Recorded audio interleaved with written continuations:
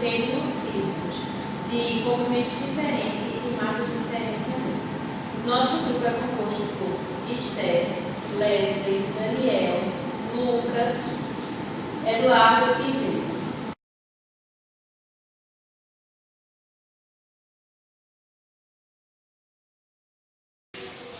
Agora eu vou falar sobre os materiais. Para fazer esse experimento, a gente usou 2 barras de madeira, 2 canos de 1.000 polegadas de PVC de 30 centímetros e um cano de 40 centímetros. A gente furou esse cano para colocar o fio de nylon para ficar no ponto fixo. Aí, os pêndulos, a gente vai ter um fio de 12 centímetros de comprimento com um peso de chumbo de 50 gramas. Esses dois são do mesmo comprimento e mesma massa. E esses dois são de 18 centímetros de comprimento e o peso é de 40 gramas.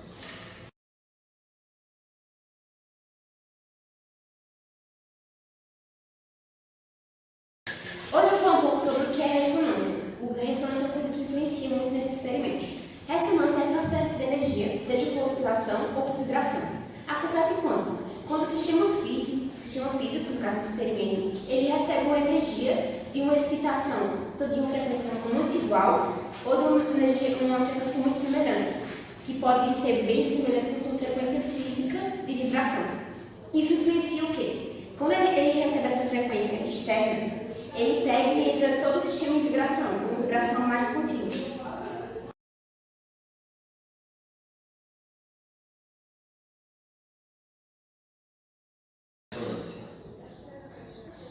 Olá pessoal, nós iremos mostrar agora o funcionamento do pêndulo de ressonância. Como já foi explicado o que é ressonância, nós iremos mostrar na prática o que ocorre mesmo. Esses pêndulos, tanto os de comprimento maior como de comprimento menor, vão ter uma frequência. E o que acontece? Quando nós oscilarmos, o pêndulo maior, como podemos ver, ele vai ter uma frequência e o que acontece? Através da ressonância que passa por essa linha, ele vai fazer o outro pêndulo do mesmo comprimento entrar em oscilação devido à ressonância. Só que vocês podem ver que o pêndulo de comprimento menor não começou a oscilar. Por quê? Porque devido ao seu comprimento ser menor, a frequência para que ele entre em oscilação é maior. Maior do que a que ele está gerando aqui. Então o efeito de ressonância não irá funcionar nele. Para que esse pêndulo maior conseguisse que o pêndulo menor entrasse em oscilação, ele tinha que ter uma frequência muito maior, oscilar muito mais rápido. Só aí nós podemos ver aqui. Podemos ver que a oscilação do pêndulo menor ela é muito mais rápida do que a do maior. E com isso ele conseguiu fazer com que o outro pêndulo menor entrasse em ressonância. Então é isso, pessoal. Com isso nós mostramos o funcionamento do pêndulo de ressonância e os seus efeitos.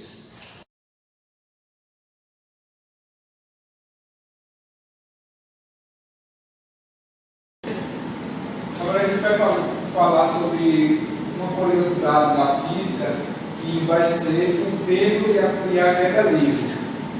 Falar sobre um experimento feito por Galileu que disse que a oscilação de 2 pesos suspensos por uma corda não depende do peso, sim do tamanho, do comprimento da corda.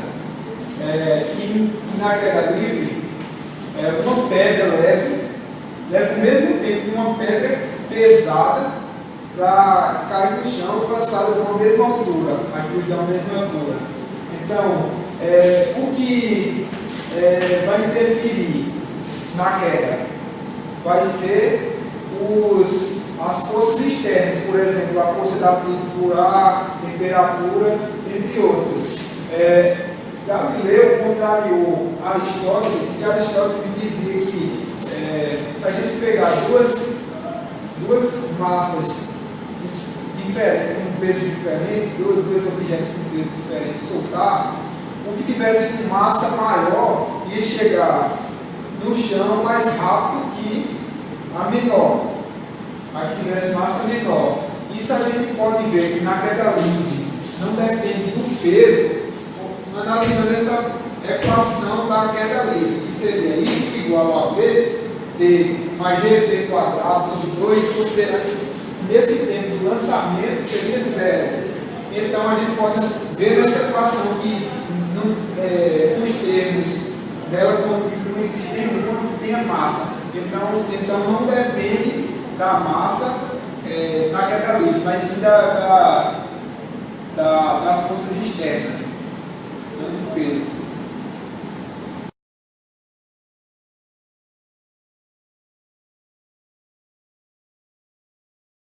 Agora a gente vai assistir um vídeo mostrando um outro experimento demonstrando o fenômeno da ressonância. Agora a interferência da ressonância no fluxo da água. Nesse experimento a gente vai observar que, devido à ressonância, a forma que a água escoa de uma mangueira se altera. Infelizmente é um experimento que não pode ser percebido ao olho nu. A gente precisa de uma câmera configurada para 24 fps para poder capturar o movimento, a alteração do movimento do fluxo da água. A gente vai precisar também de um alto-falante, de uma mangueira de borracha que não seja muito rígida, uma mangueira flexível de borracha, de um software gerador de tom ligado ao alto-falante para a gente poder alterar a frequência de ondas de som, para poder observar a ressonância na água. E esse experimento está disponível no canal BrushUp e ele foi realizado no dia 11 de 3 de 2013. É um experimento já bem incrível. Enfim, é isso.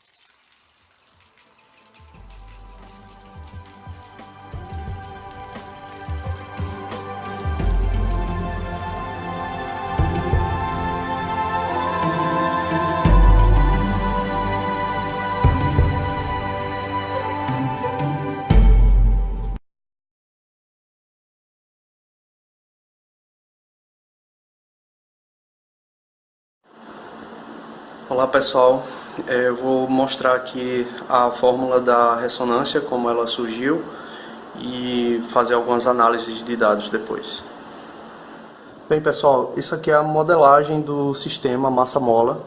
Eu tenho uma mola com essa constante elástica, tenho um bloco com essa massa e tenho um fluido que é responsável pelo atrito, certo? Essa é a constante de atrito, do atrito viscoso. As forças que estão envolvidas no sistema são a força da mola, que é menos kx, força de atrito, que é menos c vezes a velocidade, que é menos c vezes a derivada de x com relação ao tempo, ou a gente também pode representar assim com esse x pontinho. E a força resultante desse movimento é dada pela segunda lei de Newton, que é massa vezes aceleração. A gente também pode representar como mx dois pontos, certo? Mx dois pontos é o somatório de todas as forças que estão atuando, que são essa força da viscosidade, certo? A força de atrito e a força da mola. Se a gente passar elas duas para o outro lado positivas, a gente obtém essa equação, que é chamada de equação do movimento, ou equação homogênea, porque é igual a zero, certo? Nesse caso, a gente não tem nenhuma força externa, mas se a gente considerar uma força excitadora externa, que ela seja periódica, ela tem uma determinada amplitude e ela varia segundo uma função senoidal, certo? Sabendo que essa frequência angular, ω0, é a frequência natural do sistema, então a gente pode acrescentar essa força aqui desse outro lado e a gente vai ter a equação do movimento de oscilação forçada, certo? Então vamos considerar que a gente tem x, que é a posição, x ponto, que é a velocidade, x dois pontos, que é a aceleração, e vamos considerar também que a frequência angular, ômega, é a raiz de k sobre m, ou também ômega ao quadrado é k sobre m. O primeiro passo é resolver a equação homogênea. Como é que a gente faz isso? A gente primeiro faz uma conjectura de que a solução para esse sistema é uma função exponencial, porque ela tem essa característica aqui, certo?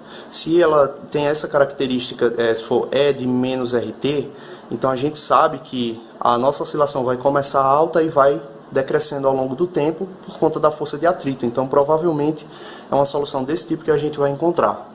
Então se E de RT é uma solução da equação acima, a gente sabe que a primeira derivada é essa aqui e a segunda derivada é essa, certo? Então a gente substitui essa função na equação do movimento, essa equação aqui acima, a gente traz ela para cá e substitui no lugar de x dois pontos, a gente coloca a segunda derivada, no lugar de x ponto, coloca a primeira derivada e no lugar de x coloca a função E de RT, certo?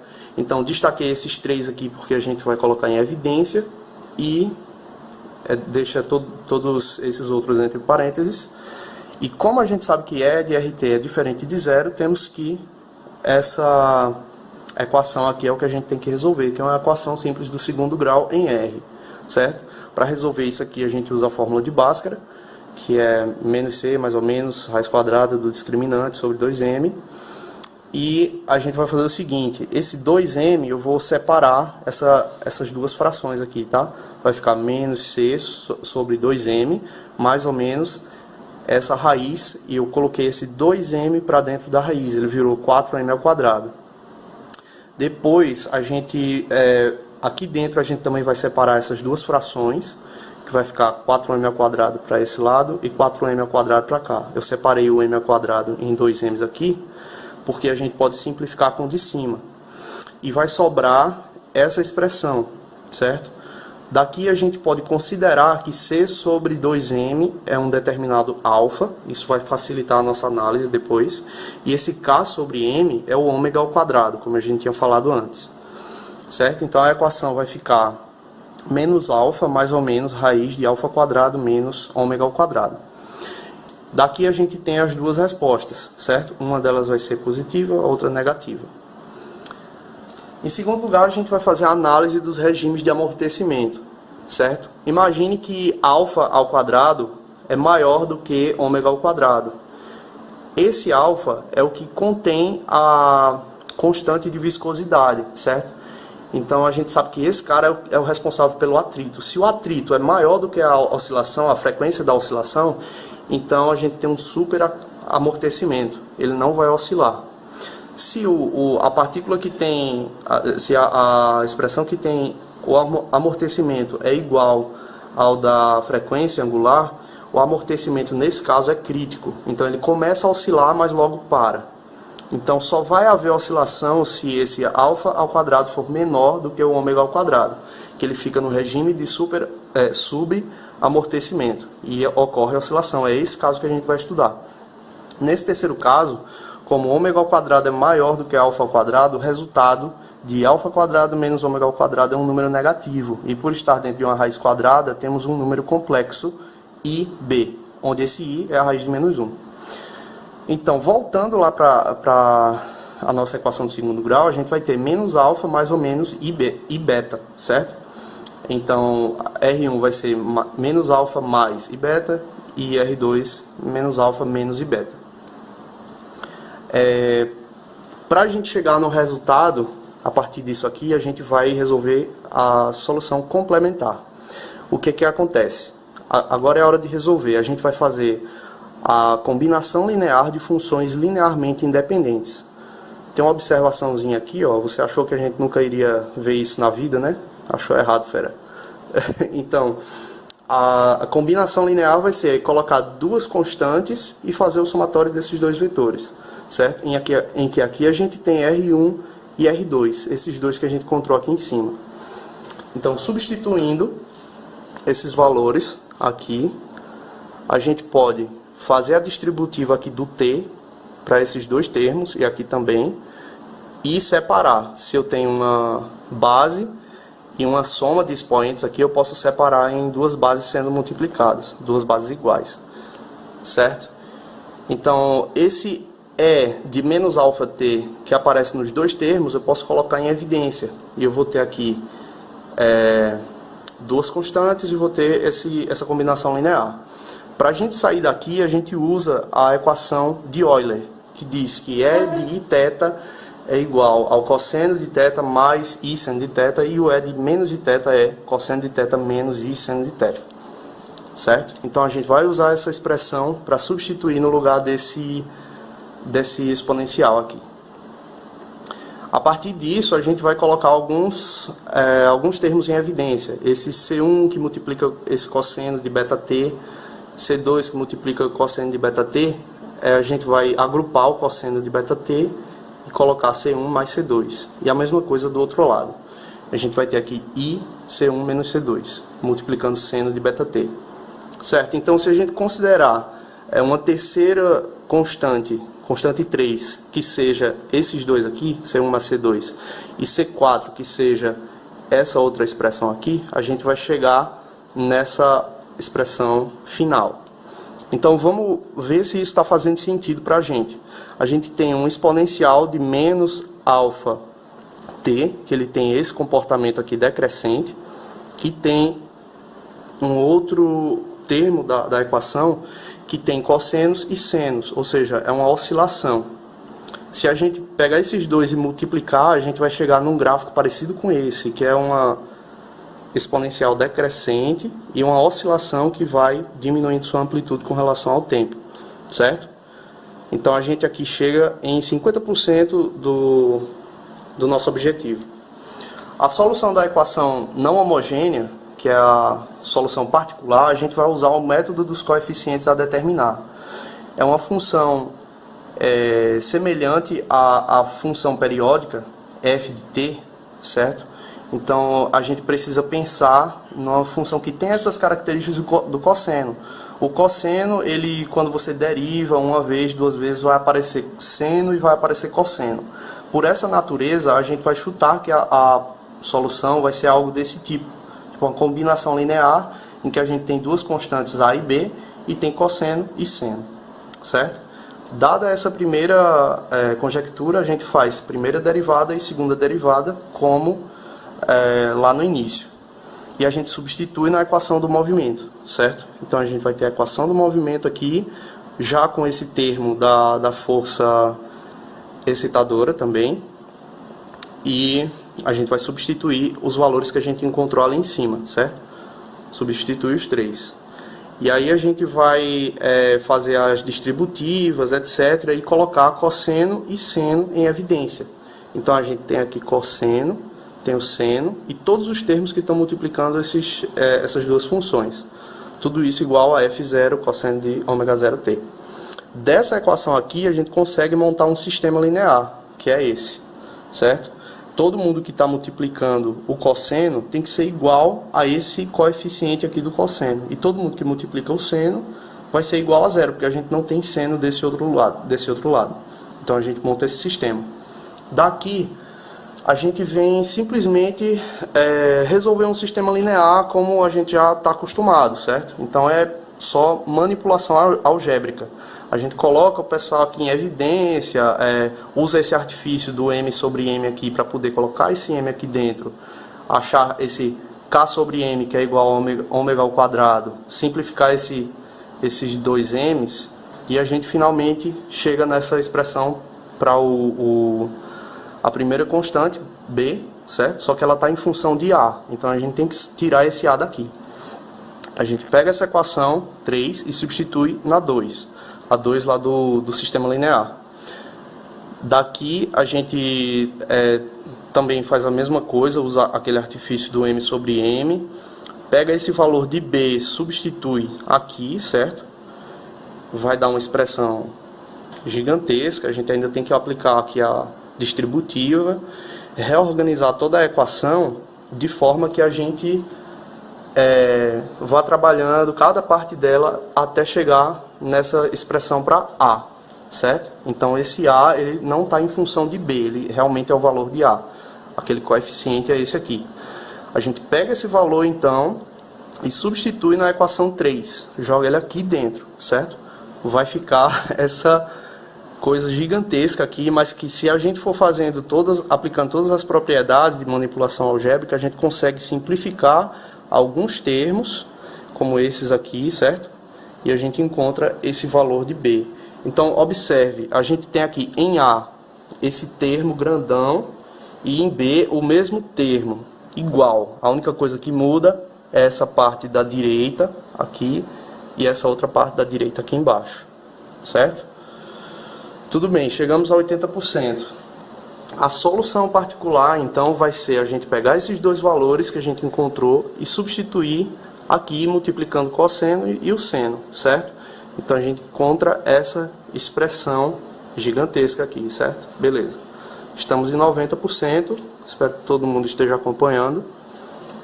E a solução geral para essa equação diferencial de segunda ordem simplesmente é a soma das soluções complementar e particular. Então você pega a solução complementar, solução particular e soma, que vai dar esse absurdo aqui.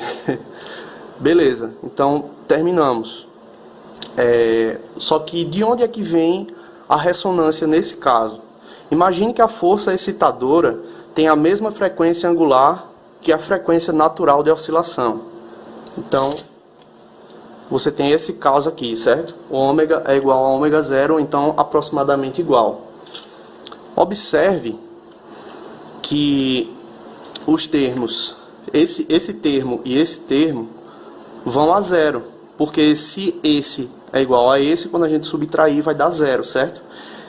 Veja que esse termo está aqui no numerador e o outro termo está no denominador.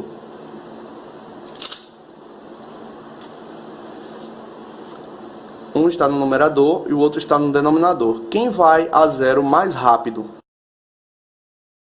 Então, esse termo que está no numerador, ele não está elevado ao quadrado. E o que está no denominador, ele está elevado ao quadrado. Então, ele vai a zero mais rápido do que o de cima, certo? Se a gente pegar essa situação e colocar no limite em que ômega tende a ômega zero desses dois caras, essa expressão aqui vai a infinito, porque o de baixo chega em zero mais rápido do que o de cima. E quando o denominador vai a zero, a fração como um todo vai a infinito. Então a amplitude de x de t vai ao infinito, teoricamente, é claro.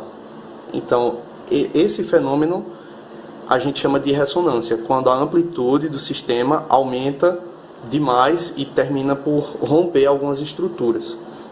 Então aqui embaixo a gente tem algumas simulações de MATLAB em que, por exemplo, nesse caso aqui, essa ondazinha azul, ela tem o K, certo? A constante elástica da mola é 10.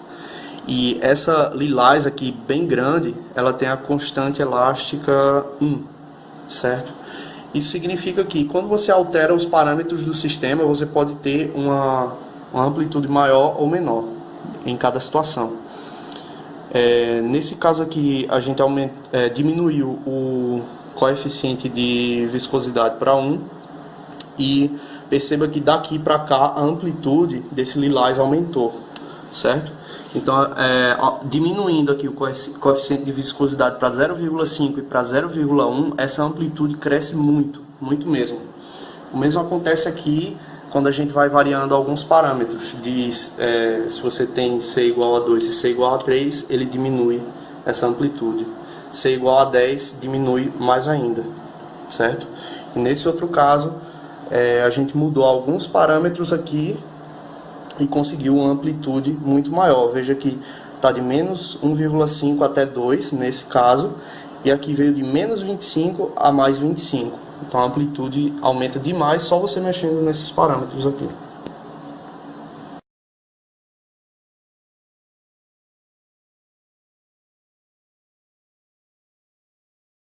Na natureza, é muito comum a ocorrência de fenômenos que apresentam uma certa repetibilidade no seu comportamento ao longo de um certo tempo. O movimento dos planetas, as vibrações atômicas, as ondas mecânicas e as ondas eletromagnéticas são exemplos desses fenômenos. Temos um pêndulo simples como um dos exemplos mais simples desses fenômenos temporais. Se o ângulo de oscilação de um pêndulo simples é suficientemente pequeno, menor que 23 graus, temos que o seu comportamento temporal pode ser descrito através de uma função senoidal. Aí, neste experimento que foi feito, utilizamos o movimento harmônico de um pêndulo para abordar conceitos físicos de frequência e de tempo, assim como exemplificar uma medida indireta e abordar tipos de erros e suas propagações.